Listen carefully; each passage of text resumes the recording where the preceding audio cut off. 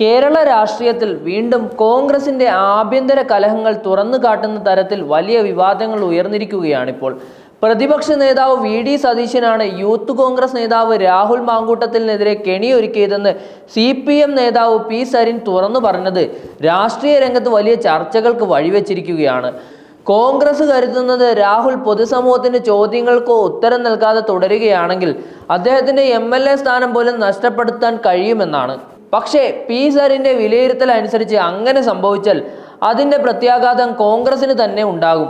കാരണം രാഹുൽ പഠിച്ച സ്കൂളിലെ പ്രധാന അധ്യാപകനായ ഷാഫിയും സ്കൂൾ മാനേജറായ വി.ഡി. സതീശനും അതേ വിവാദത്തിൽ കുടുങ്ങേണ്ടി വരികയും ചെയ്യും. വിദ്യാർത്ഥി ആയിരിക്കുമ്പോൾ തന്നെ പ്രശ്നങ്ങൾ ഉണ്ടാക്കി പുറത്താക്കിയെന്ന പഴയ കഥയെ അടിസ്ഥാനമാക്കി ഇന്നത്തെ രാഷ്ട്രീയത്തിൽ ഒരാളെ ഇല്ലാതാക്കാനാവില്ലെന്ന് പൊതുസമൂഹം ഉറപ്പായും ചോദ്യം ചെയ്യുകയും ചെയ്യും.